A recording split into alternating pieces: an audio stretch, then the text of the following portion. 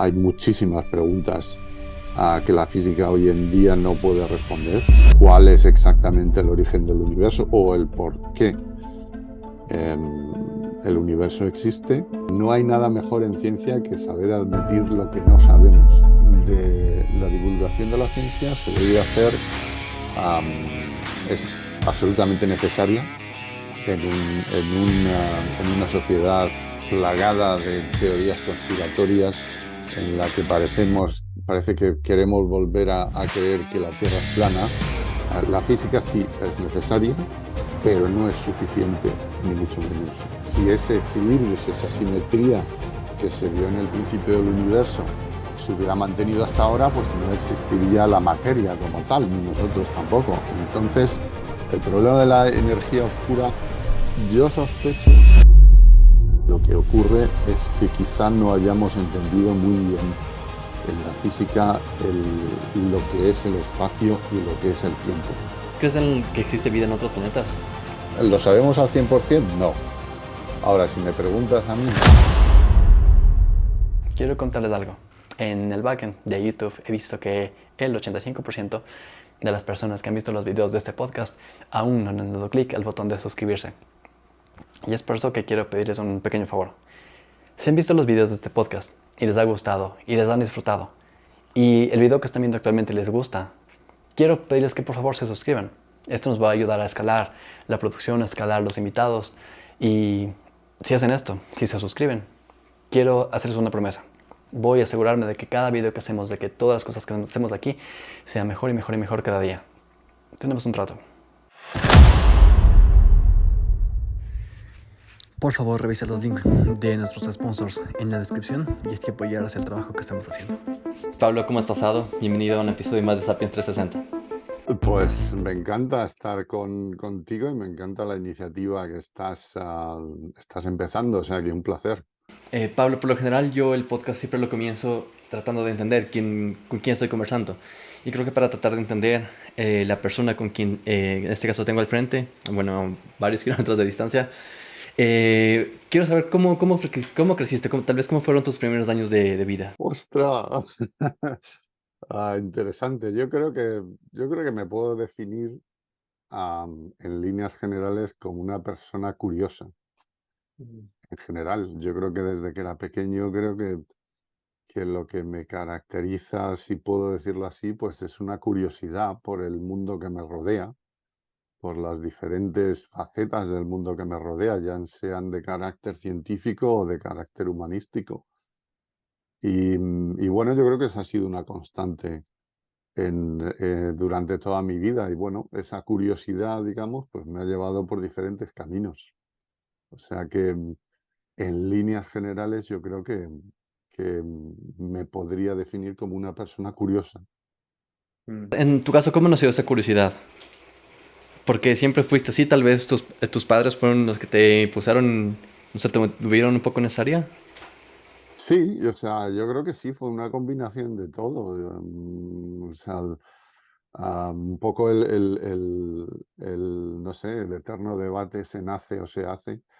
Yo creo que, como siempre, es una combinación de los dos factores. O sea, uno puede ser muy curioso, pero si se mueve en un entorno en el que las personas que lo rodean no fomentan de alguna forma esa curiosidad, pues entonces esa curiosidad se apaga.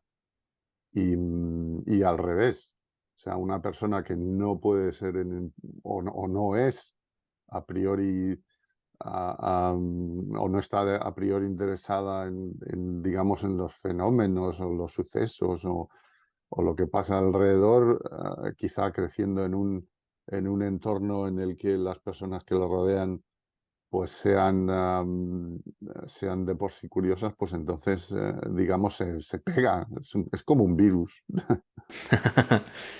Claro, sí entiendo. Y bueno, después de esta etapa en la que fuiste curioso, creo que esa curiosidad nunca se terminó contigo, ¿verdad? Porque No, no, no, sigue todavía. O sea, lo que me motiva es que hay muchísimas más cosas que no sé, de las que creo que sé un poco. Entonces, es bueno que siempre haya muchísimas más cosas de las que no se sabe. O sea, no tenemos nadie en el mundo ni todas las preguntas ni todas las respuestas. Entonces eso te lleva, digamos, a buscar caminos en los que aprender cosas nuevas, sobre todo a reconocer quién te puede enseñar, porque reconociendo las personas que te pueden enseñar ganas muchísimo, en lugar de aprender todo por uno mismo. Am, Luego también pues tratas de buscar los libros, digamos, en los que puedes aprender. Ahora que nos movemos en un mundo de media es increíble las posibilidades que la web abre para empezar a estudiar temas, digamos, de los que no sabes nada y en un momento dado con unos fantásticos vídeos introductorios empezar a introducirte y luego avanzar. O sea, vivimos yo creo que en uno de los mejores momentos de la historia de la humanidad para, para aprender. Definitivamente muchísimo más eficiente, am, y más claro que cuando yo era joven o pequeño. ¿Cuál crees que es el principal cambio que se ha dado en cuanto a lo que tiene que ver con la educación? Uf, yo creo que el principal cambio, que no necesariamente me parece positivo, es la compartimentalización de la educación. Yo creo que quizá los chavales jóvenes adolecen de una educación más holística. Yo lo veo constantemente en los estudiantes que nos llegan al CERN, o sea, son muy buenos, digamos, en las asignaturas de ciencias positivas, pero luego yo creo que han sido privados de una educación más universal, con asignaturas como la filosofía, la literatura, etcétera. O sea, yo creo que el individuo necesita ese tipo de educación, sobre todo para los retos a los que nos vamos a enfrentar, y nos estamos enfrentando ahora y en las décadas que vienen. O sea, se necesita una educación más universal. Los problemas son complejos y no admiten solución, en tanto en cuanto nos ciñamos a una educación basada, digamos, en silos, en una especialización exagerada. Creo que ese ha sido el mayor cambio. Luego los otros cambios, sí, bueno, uno puede hablar de educación masiva con la web y tal, pero creo que el problema fundamental es formar a individuos universales. Claro. Y justo mencionaste tú la parte del CERN. Tú estudiaste física, pero ¿cómo fue del proceso desde que estudiaste física, desde que terminaste tu carrera, hasta llegar al CERN? Uy, bueno, eso ha sido un proceso bastante largo porque yo estudié física, después me marché a Estados Unidos, estuve después de mi doctorado, estuve dando clase allí, haciendo mi postdoc, después vine, pero vine a, a trabajar para el sector privado en la empresa Philips. Y entonces durante mis años en Philips, pues me moví más ya, sobre todo en los últimos años, a la financiación de la investigación. Con ello me moví a la colaboración con la Comisión Europea en programas en todo tipo, digamos, de áreas de aplicación de la ciencia, en aeronáutica, en sostenibilidad, etcétera, etcétera.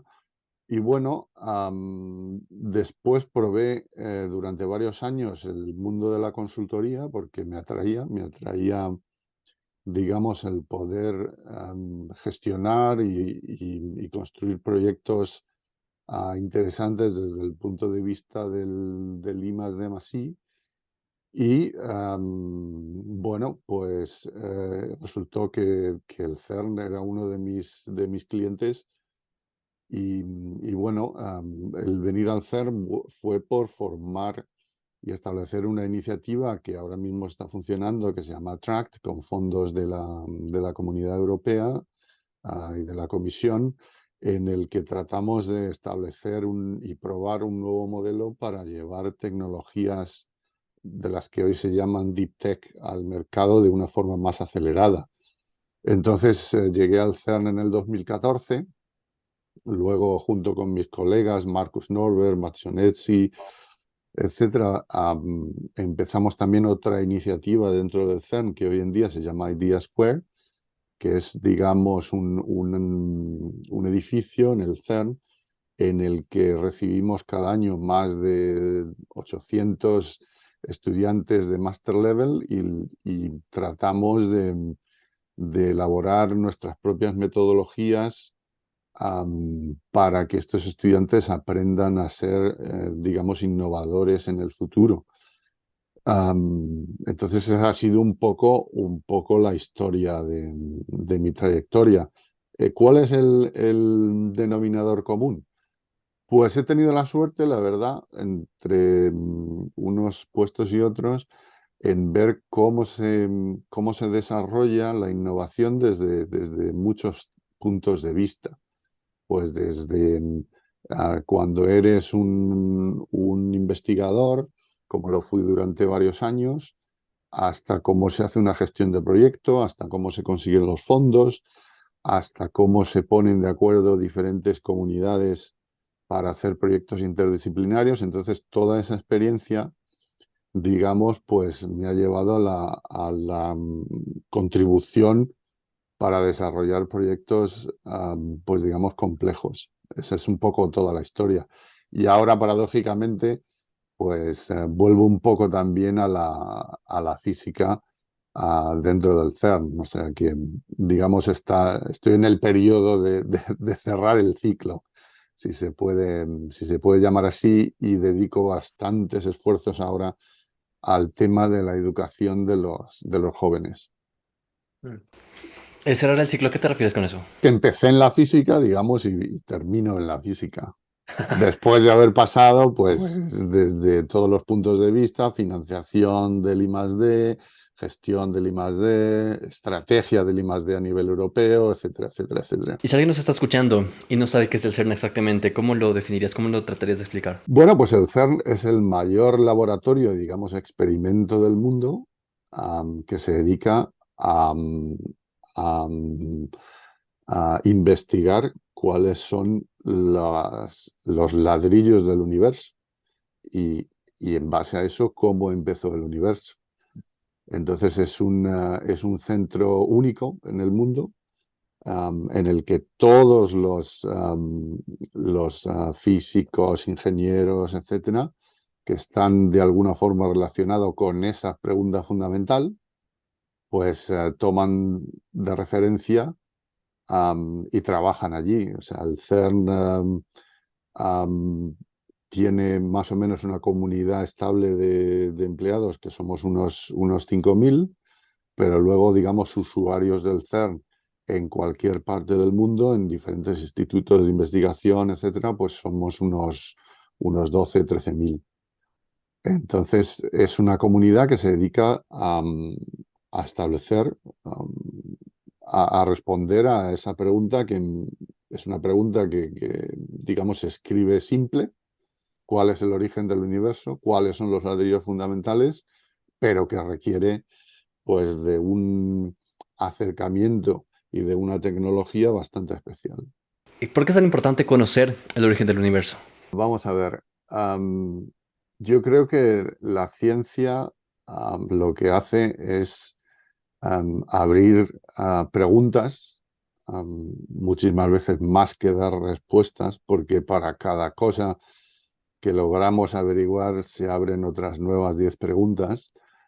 Y entonces lo que hace la ciencia es poner, digamos, al hombre como tal en una posición de humildad. O sea, en el sentido de, por ejemplo, si tomas la revolución copernicana, bueno, pues la revolución copernicana significa poner al hombre no en el centro del universo o el planeta Tierra en el que todo gira alrededor de él, sino el planeta Tierra como un planeta más en el rinconcito de una galaxia dentro de los billones y billones de galaxias del universo. Entonces yo creo que responder o tratar de responder a estas preguntas fundamentales es esencial para, para darnos una lección de humildad.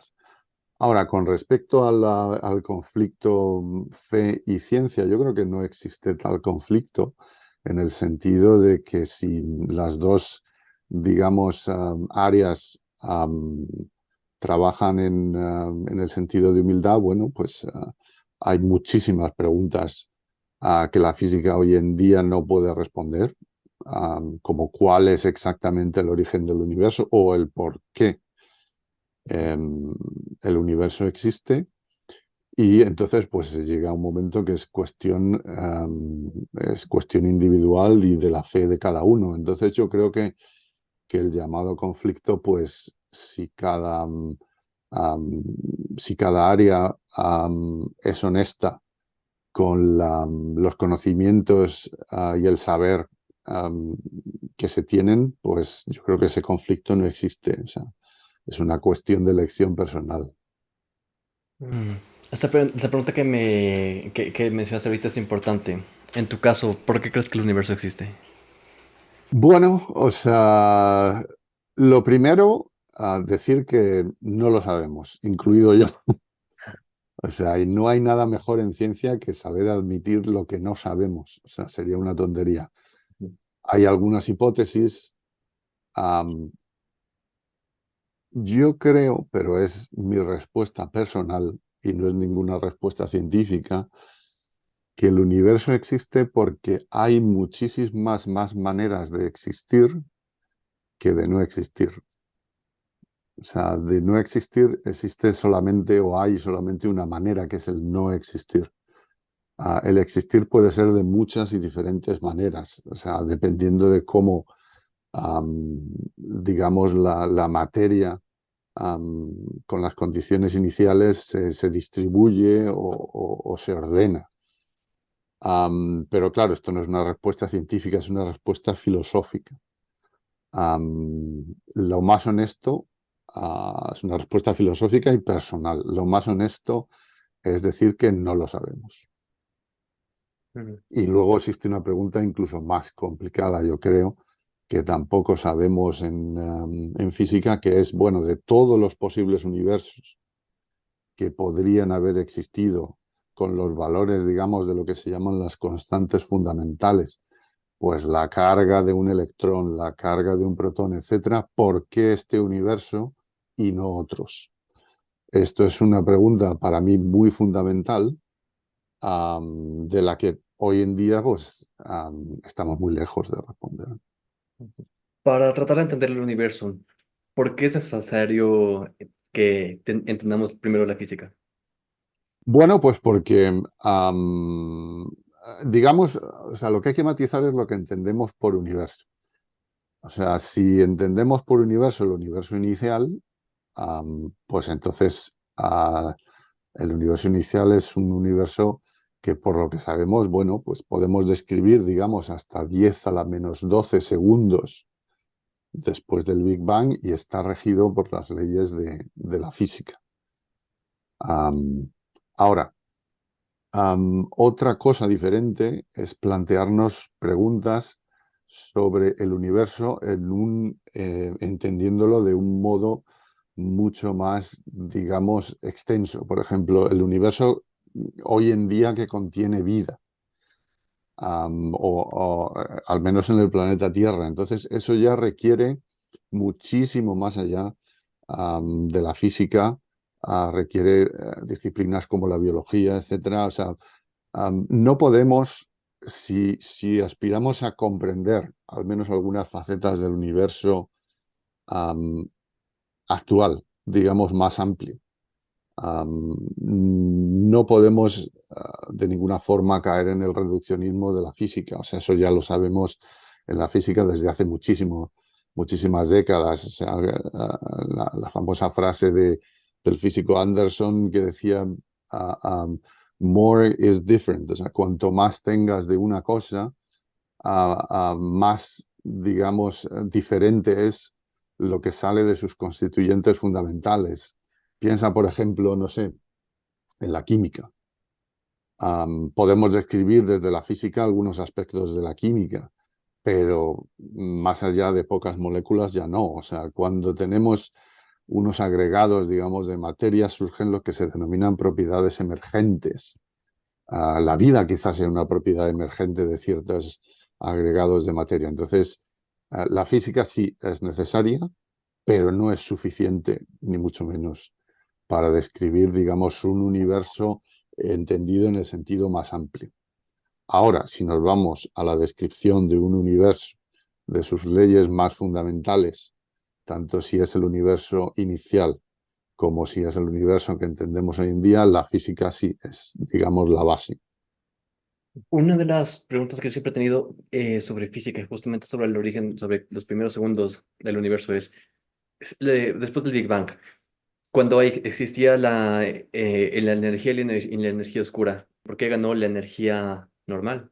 Tú creo que te refieres al problema de la simetría entre materia y antimateria en el universo inicial. O sea, Correcto. el problema de la energía oscura es otro, podemos hablar de él.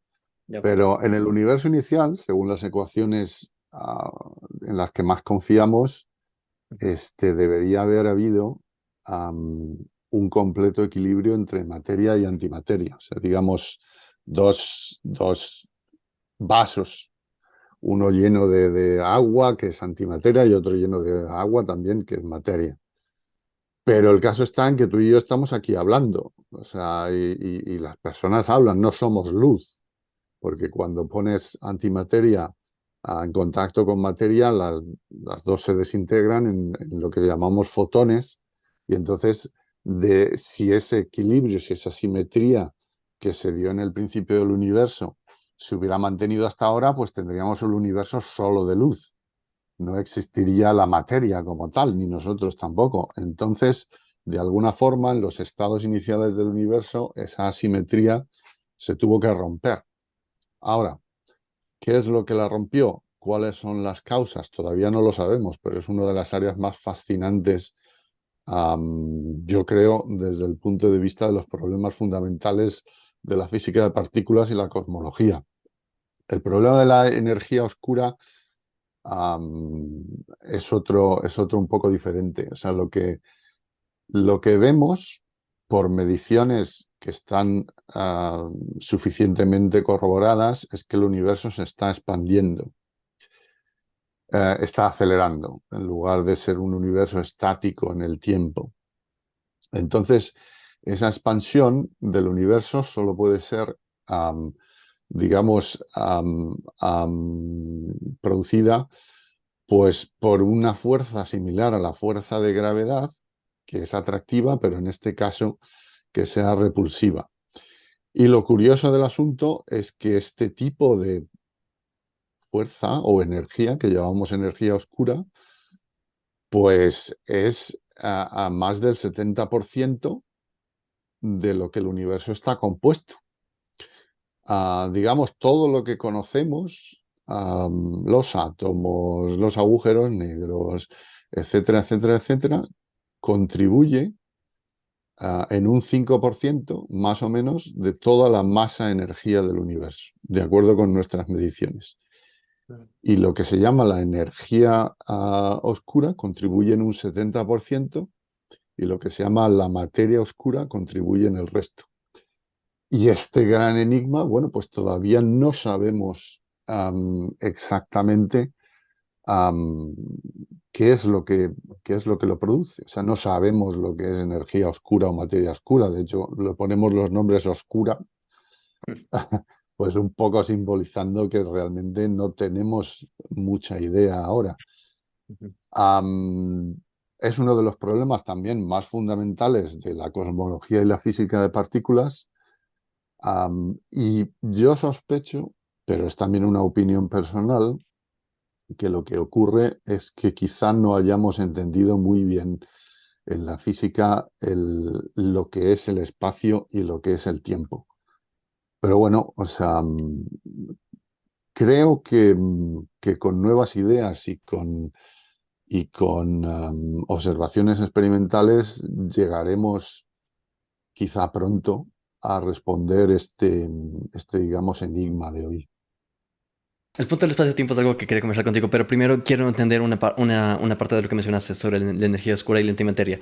¿Qué podemos hacer para entender mejor estos temas? La energía oscura y la antimateria. O sea, yo creo que hoy en día hay fantásticos vídeos en YouTube am, que explican, digamos, estos retos a muy diferentes niveles.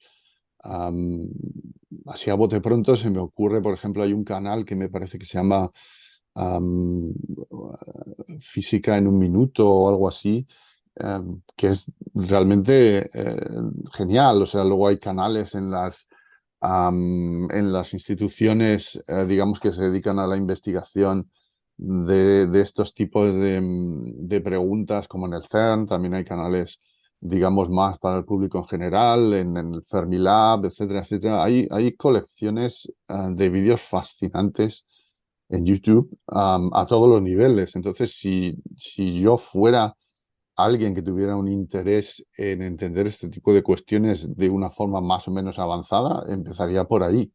Ujú. Es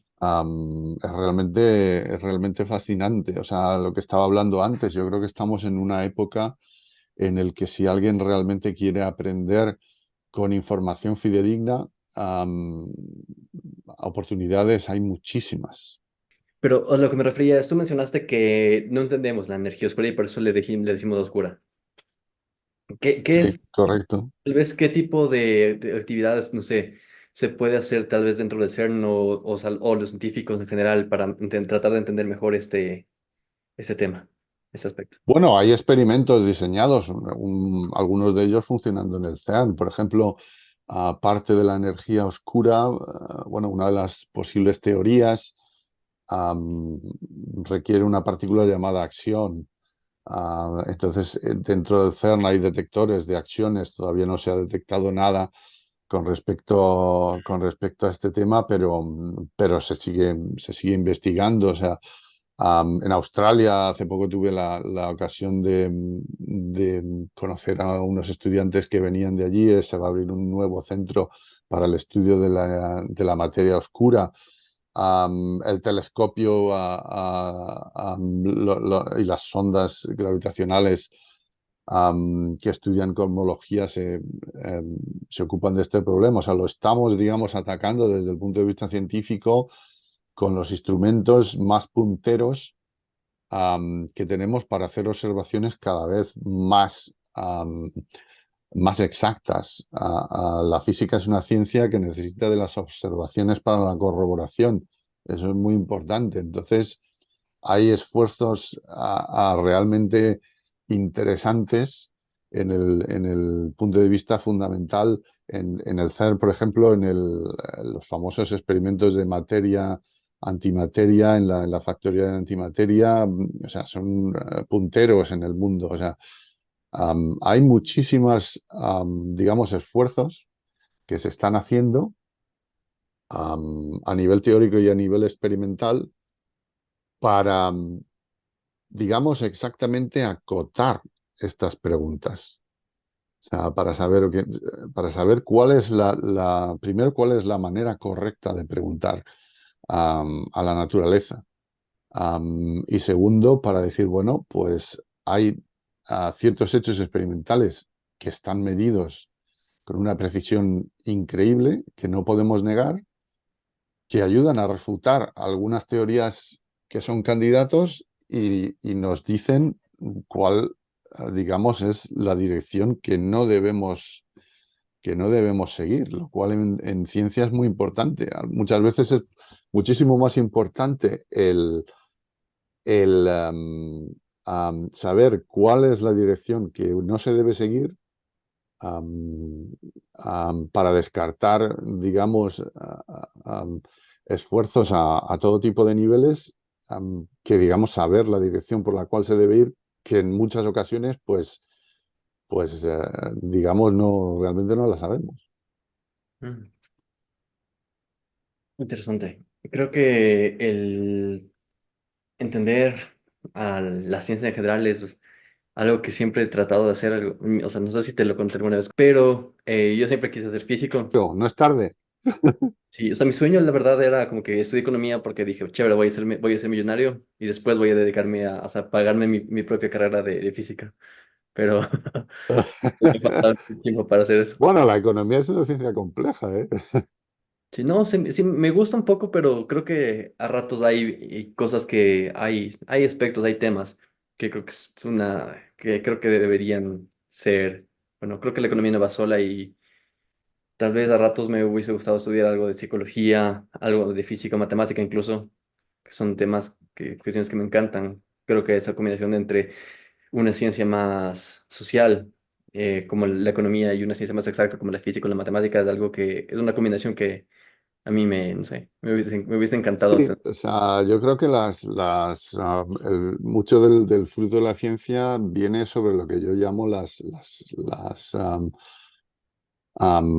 interfaces, o sea, las áreas em, que combinan varias disciplinas, sean puramente científicas y también tecnológicas. O sea, por ejemplo, una intercara, digamos, muy fructífera que se está empezando a explotar. Bueno, ya lleva mucho tiempo, pero ahora quizá más allá, pues es entre la cosmología y la física de partículas. Pero también tenemos muchísimas otras, la biología y la electrónica, o sea, la economía, por ejemplo, toda la ciencia de sistemas complejos. Am, Eso no puede producir nada más que digamos, avances increíbles, porque a mentes e instrumentos en diferentes áreas, digamos, convergen. Entonces, eso es fascinante. Chévere. Uno de los temas que también me interesan es, ¿qué es la teoría del todo? Cómo podríamos explicar la teoría del todo? Bueno, y desgraciadamente, como en muchas otras ocasiones, el nombre no es el mejor de todos. Ah, am, am, o sea, en física, mm, teoría del todo se entiende como una teoría, digamos, que unifica las interacciones fundamentales de la materia en el universo. ¿Cuáles son las interacciones fundamentales? Bueno, pues la electricidad, el magnetismo, la fuerza de gravitación, la interacción fuerte, que es lo que mantiene lo que se llaman los quarks unidos para formar protones y neutrones, y luego la interacción débil. A lo largo de los siglos, se ha conseguido la unificación de muchas de estas fuerzas o interacciones, o sea, la electricidad y el magnetismo, hasta los tiempos de Faraday y Maxwell se creía que eran fenómenos completamente independientes. Y Maxwell con sus ecuaciones em, consiguió demostrar teorética y experimentalmente que en realidad la electricidad y el magnetismo eran solamente un fenómeno que ahora se llama electromagnetismo. Después se consiguió la unificación del electromagnetismo con la interacción que se llama débil y luego con la interacción fuerte. Entonces, hoy en día existen cuatro interacciones fundamentales, que son el electromagnetismo, la interacción débil y la interacción fuerte. Y luego tenemos la fuerza de gravedad, que todavía no se ha logrado unificar con las otras tres. Esto es el problema, digamos, con mayúsculas de la física teórica hoy en día, cómo unificar la gravedad am, con las otras interacciones, y esa unificación es lo que se llama la teoría del todo. Ahora, como decía, el nombre es bastante desgraciado porque am, no es una teoría del todo porque explique todo. O sea, la teoría del todo no te va a explicar por qué existe la vida en el planeta Tierra. Eso ya queda mucho más allá de un reduccionismo físico. La teoría del todo no te va a explicar por qué decides mañana ir a comprar, no sé, chocolate en el supermercado. Mm. La ciencia es mucho más rica am, que una visión reduccionista. Lo, lo- lo desafortunado del asunto es que, digamos, por razones un poco periodísticas, pues se ha puesto este nombre de teoría del todo y da quizá a entender que, bueno, todo se puede explicar desde el punto de vista de un reduccionismo absoluto, ¿no? Mucho, nada más lejos de eso. Pero bueno, el mensaje es que la teoría del todo, entendida correctamente en el campo de la física, quiere decir que es una teoría que unifica todas las interacciones fundamentales en una, Ujú. que normalmente se tiende a pensar que esta unificación ocurrió en el principio del universo. Y luego, a partir de la evolución del universo, esta única interacción, esta única fuerza, si la queremos llamar así, pues entonces se fue rompiendo la simetría total de esta fuerza se fue rompiendo en las diferentes interacciones que conocemos hoy en día. ¿Te has visto tú tal vez la película Oppenheimer? Sí, ¿Qué tal te pareció? primero, es una obra maestra y lo segundo es completamente fidedigna a la historia. O sea, el personaje de Oppenheimer es un personaje que me ha llamado muchísimo la atención desde largo tiempo, no solo por la talla física, digamos, la talla científica de Oppenheimer, sino porque es un personaje que, digamos, aceptó la gestión de un proyecto extremadamente complejo, delicado y, y, digamos, dentro de una comunidad física de gente de muy gran estatura. Entonces, eso es es una labor peculiar y compleja. O sea, la gestión del proyecto Manhattan. Y luego es una persona que se dio cuenta realmente de, de la necesidad de controlar algo como la energía atómica para fines pacíficos. Y de hecho, durante toda su vida después del proyecto Manhattan, abogó por eso. O sea, es una figura tremendamente atractiva desde muchísimos ángulos. O sea, no hubo algún tipo de, no sé, de cuestión que se haya cambiado para que sea más vendible en este caso. Bueno, hay pequeñas cosas, pero no, digamos, no son significativas. Hay pequeños guiños, digamos, que para alguien, o sea, esos guiños que tiene la película, son más para, digamos, el especialista en el tema del proyecto Manhattan, si sabes la historia, pero en líneas generales es completamente fidedigna. O sea, am, no está, digamos, arreglada o distorsionada en ningún tipo de forma histórica.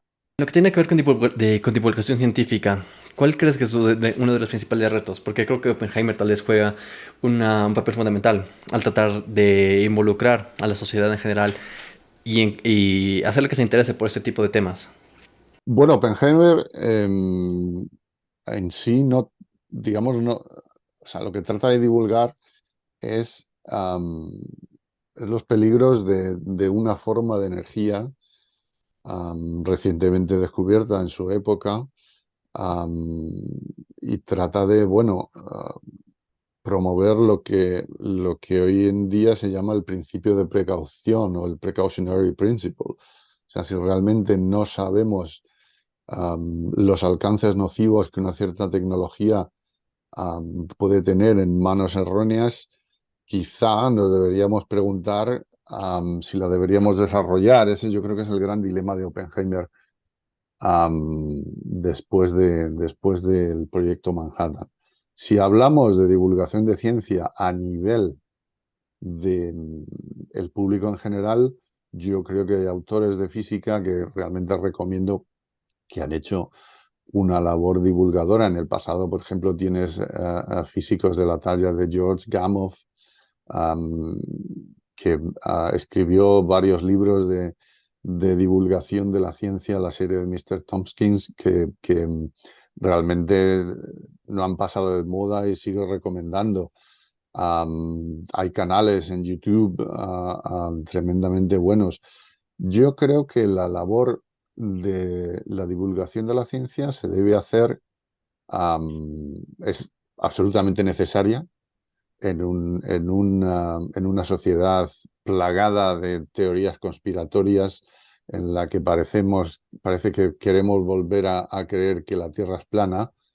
Am, Creo que es primero absolutamente necesaria, am, y creo que se debe hacer con un lenguaje accesible pero con rigor. O sea, creo que el físico o el químico o el biólogo deben, mm, deben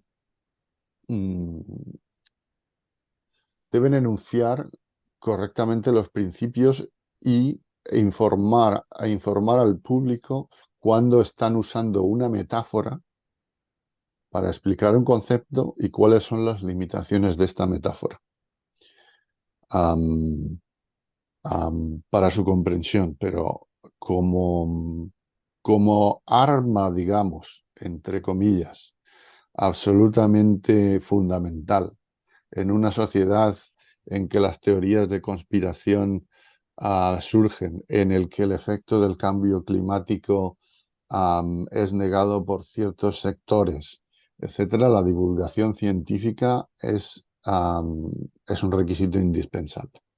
Ujú. Lo mismo que la divulgación filosófica, lo mismo que la divulgación literaria, o la divulgación sociológica, o la divulgación de la economía.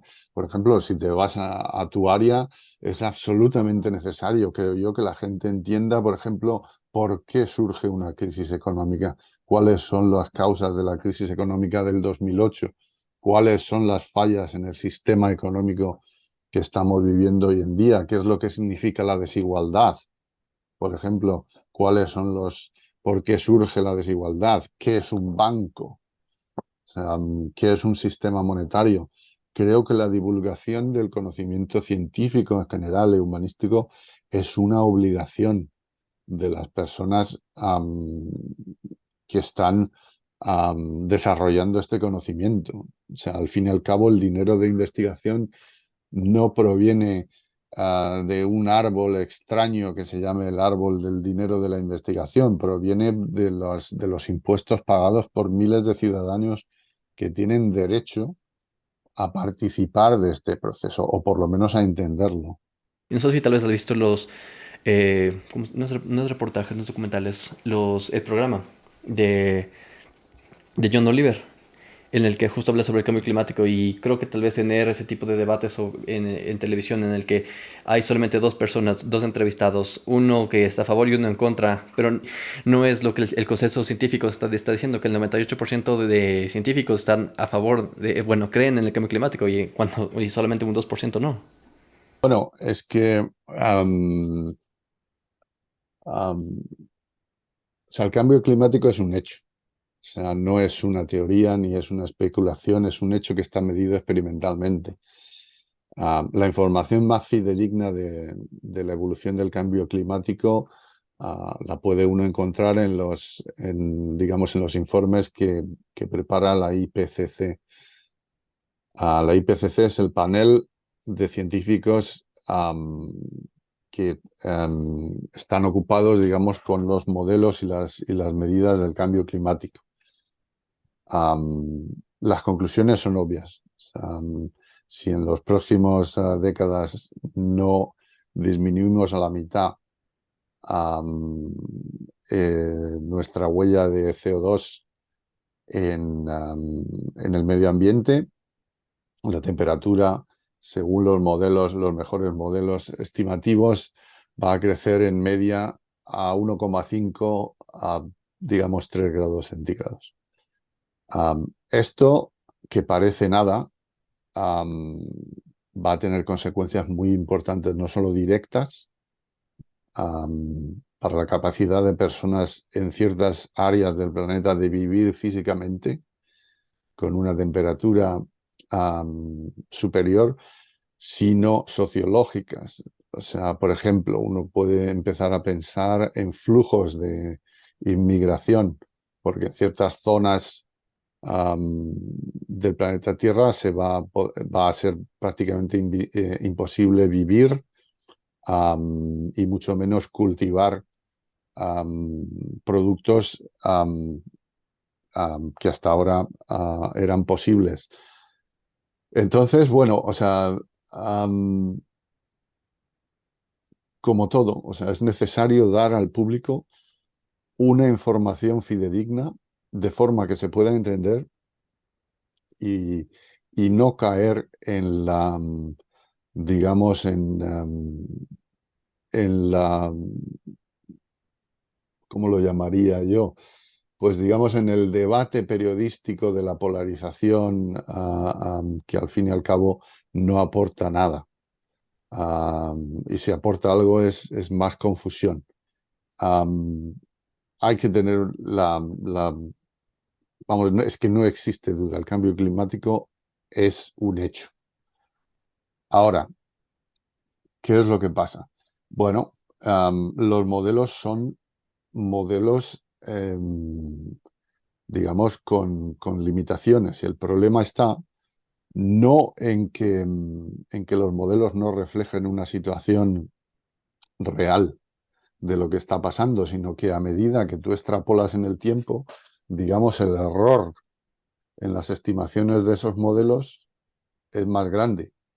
Entonces, las consecuencias a largo plazo, realmente no se saben cuáles van a ser. Pero eso no significa que el cambio climático no exista, sino que la incertidumbre, que predicen los modelos crece con el tiempo. O sea, pero, pero vamos, o sea, que es quizá el problema más grande, que nos hemos enfrentado como humanidad, desde, digamos, los comienzos de la civilización. am, el cambio climático es ese problema sin lugar a dudas. Porque estamos hablando digamos, de nuestra propia existencia en el planeta Tierra como especie. ¿Por qué crees que se dan todo este tipo de teorías de que, como mencionas hace un rato, que la Tierra es plana, que el cambio climático no existe? Pues no lo sé, la verdad es que no soy un sociólogo o un psicólogo para establecer un juicio por qué las teorías conspiratorias emergen y sorprendentemente tienen muchos adeptos. Yo creo que, no sé, es un fenómeno que, que se está estudiando.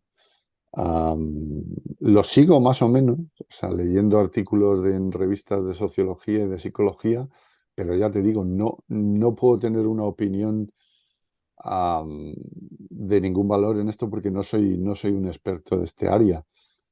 Imagino que como todo fenómeno, complejo en el mundo de las humanidades o las ciencias positivas, pues tendrá una multitud de causas, desde causas de intereses políticos hasta causas no sé, psicológicas de lo que queremos o no queremos siendo seres humanos. O sea, yo realmente tengo muy poco que decir en ese sentido.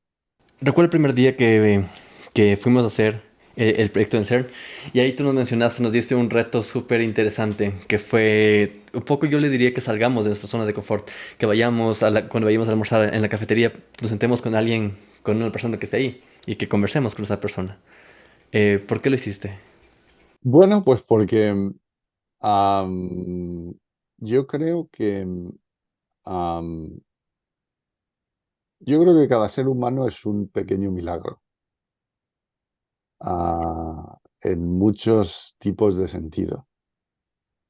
Y creo que, pues, por nuestra timidez o por am, sí, quizá por timidez, pues muchas veces no nos acercamos a otra persona, am, con la que a través de una conversación, pues los dos salgamos enriquecidos.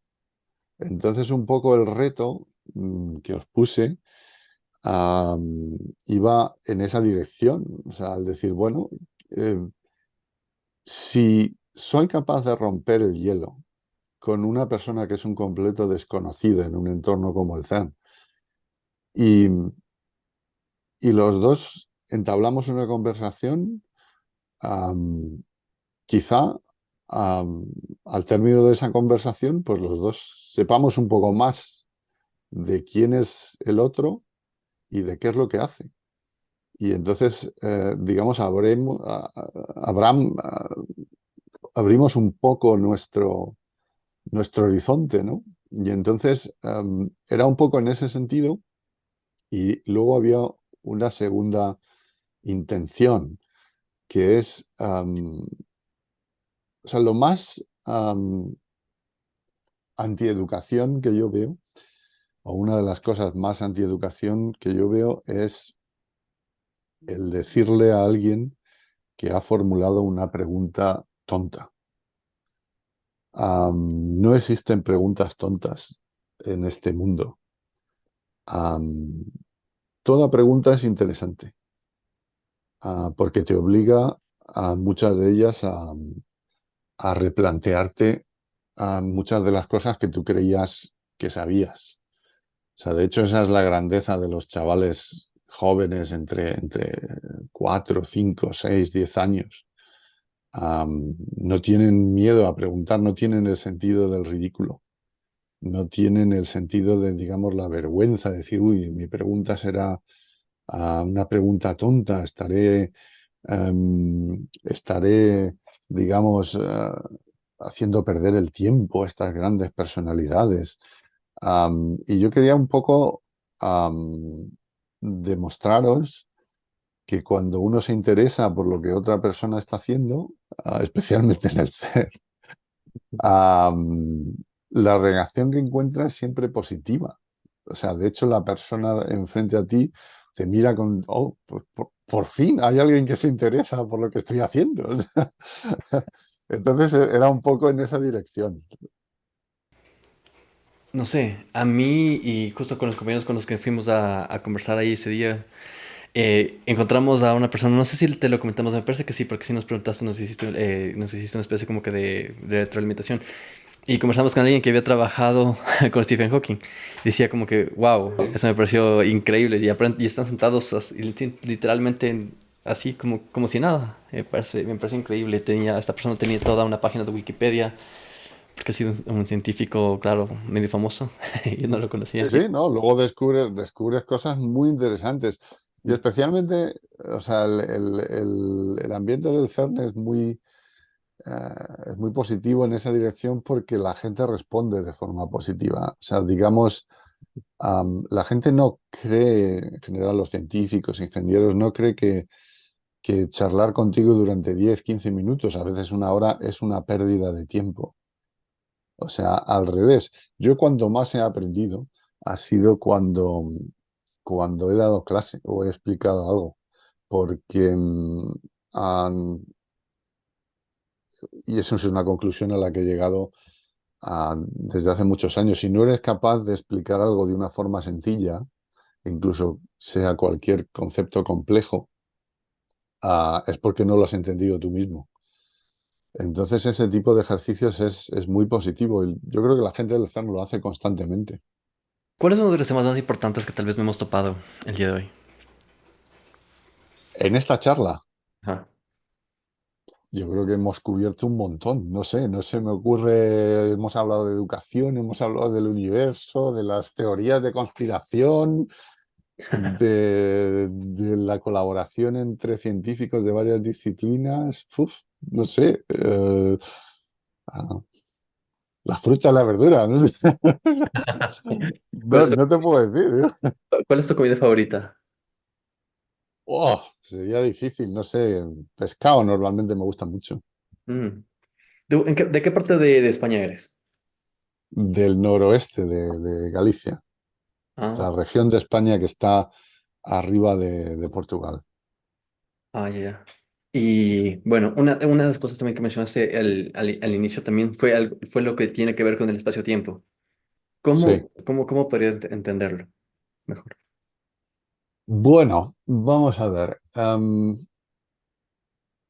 El asunto curioso del espacio-tiempo y quizás sea una de las razones, desde mi punto de vista personal, por las cuales las dos grandes teorías que tenemos para explicar el universo no son compatibles, como una es la mecánica cuántica y otra es la relatividad de Einstein, es porque asumen un espacio-tiempo completamente diferente. O sea, digamos, la mecánica cuántica se mueve en un espacio-tiempo que es como una tabla, una mesa, es rígida. Y sobre esta mesa, que te la puedes imaginar como metáfora, como una mesa infinita, dividida en cuadrados, cada punto se puede localizar, como haces en la guerra de barcos, etcétera, etcétera, pero es rígida. Mientras que en la teoría de la relatividad de Einstein, la general, el espacio-tiempo es algo que se curva, que la materia curva. O sea, si tú tienes, imagínatelo como una especie de cama elástica enorme y tú pones una bola, por ejemplo, muy pesada. Pues, ¿qué es lo que le va a pasar a la cama elástica? Que se va a deformar con la bola. Entonces, si tú tiras una bola mucho más pequeña, cuando se acerque a esa deformación de la bola grande va a empezar a rotar y eso es lo que llamamos gravedad en la teoría de Newton, pero Einstein demuestra que esto es un efecto geométrico de la curvatura del espacio-tiempo. Entonces, digamos, lo que nos falta es una reconciliación de las dos concepciones del espacio-tiempo que tienen las dos teorías más grandes am, que tenemos hoy en día. O en un lado la mecánica cuántica, que como he dicho, asume el espacio-tiempo como una tabla, algo rígido, en la que las cosas suceden, las interacciones suceden, y otro la relatividad general de Einstein, en que el espacio-tiempo, digamos, es un ente con la capacidad de deformarse, de adaptarse a los objetos que tienen masa. Esa es, digamos, la imagen, la descripción del espacio-tiempo que tenemos hoy en día. Un sustrato, digamos, en el que las interacciones ocurren, sea rígido, como en la cuántica, o sea deformable, como en la relatividad general. Ahora, quizá la unificación de la teoría de la relatividad con la física cuántica necesite de una idea completamente diferente de lo que es el espacio-tiempo. Yo creo que la cosa puede ir por ahí, pero claro, es una especulación. Chévere. ¿Y crees que podemos llegar a algún momento en el que se pueden estas dos teorías, no sé, unirse? Estas dos visiones Bueno, o particulares. sea, es muy difícil hacer predicciones. Desde mi punto de vista, existirían dos opciones. Una, en las que realmente hubiera una idea elegante y para la unificación. Y la otra sería llegar a la conclusión de que son dos teorías realmente completamente diferentes y no pegan exactamente una con la otra, excepto si uno hace ciertas aproximaciones. ¿Cuál de las dos será la correcta? Bueno, pues ahí tenemos que ser un poco más listos en las comunidades de física teórica y física experimental, porque uno puede formular una teoría fantástica desde el punto de vista matemático, pero si no eres capaz de hacer predicciones o las predicciones que haces, necesitarías un acelerador de partículas del tamaño del sistema solar, pues tampoco es muy útil. Entonces necesitamos teorías que sean testeables con la tecnología que tenemos hoy o, digamos, con una tecnología que en un cierto periodo de tiempo no infinito ni demasiado largo se pudiera realmente alcanzar. Mm. ¿Qué crees que es necesario para que podamos como humanidad tratar de, bueno, para que comunidad podamos tratar, como humanidad, podamos, no sé, un poco mejorar, crear una sociedad mejor.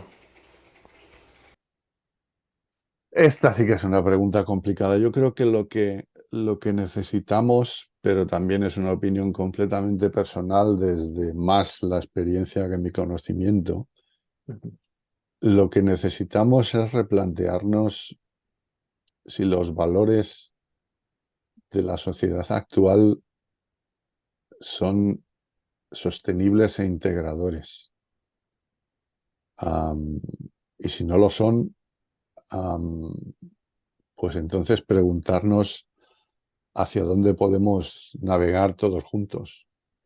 Lo que está claro es que, como se dice en inglés, business as usual, o sea, haciendo las cosas de la manera que las estamos haciendo ahora, mucho me temo que estamos abocados al fracaso. Am, y los valores son algo que los individuos asumen o crean, con lo cual está en nuestras manos. El caso es cómo. El caso es cómo porque no tenemos ya mucho tiempo am, con los problemas de cambio climático, desigualdad, etcétera.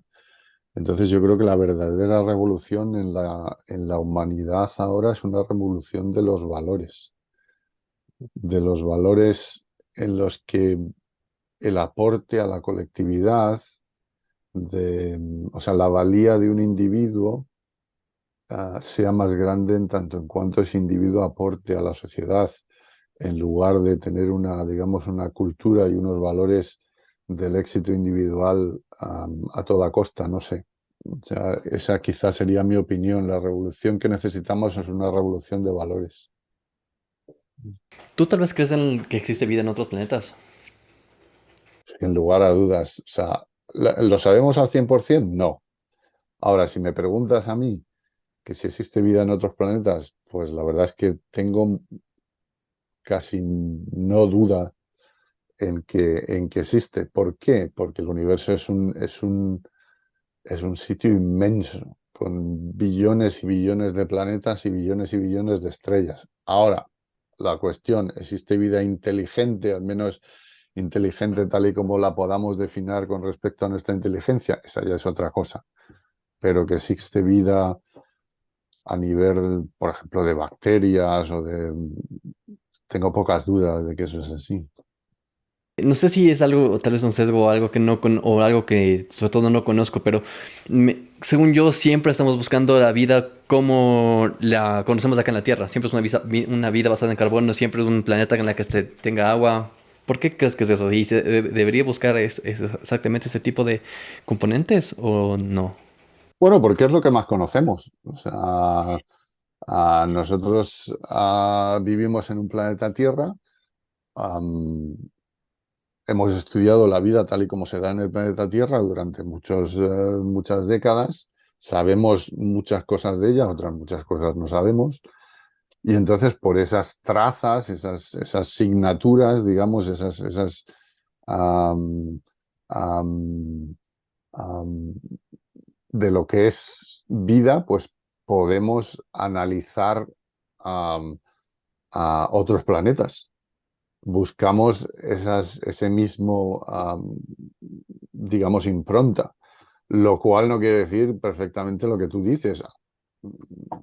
¿Habría en el universo un planeta en el que una vida basada en la molécula de amoníaco pudiera existir? Sí, ¿por qué no? O sea, por ahora yo creo que lo que estamos buscando es lo que conocemos. Una definición de vida y digamos, signaturas de vida tal y como nosotros las hemos estudiado, que ya es un reto tremendo. Ahora, ¿que puede existir vida no basada en el carbono? Sí, por supuesto. O sea, ¿por qué no? Chévere. De hecho, en el planeta Tierra, una de las mayores extinciones que se dieron fueron con la aparición o sea, con una atmósfera rica en oxígeno, en el momento en que las plantas más primitivas aparecieron, porque la vida hasta entonces no estaba basada en el oxígeno y casi se extingue totalmente. O sea, Y bueno, ahora sí, la pregunta que quería hacerte desde el inicio y creo que es la que más me da curiosidad. He visto que en varias películas y muchas hablan sobre que existen diferentes, bueno, hablan sobre el multiverso. ¿Cómo lo explicaría un físico, el multiverso? bueno, el multiverso es una teoría que se propone, yo creo que un poco para... ah, desde mi punto de vista personal no es una teoría, hay razones científicas para proponerlas, pero no es una teoría, digamos, que te lleve a ningún progreso. Y tiene que ver con la pregunta, am, de todos los universos posibles, ¿por qué vivimos en este y no en otro? O en el que la carga del electrón sea diferente, etcétera, etcétera, etcétera. Y es decir, bueno, o sea, la respuesta de, de la corriente que propone esta teoría es decir, bueno, es que en realidad existen muchísimos universos posibles, am, y solamente ocurre que es que vivimos en este.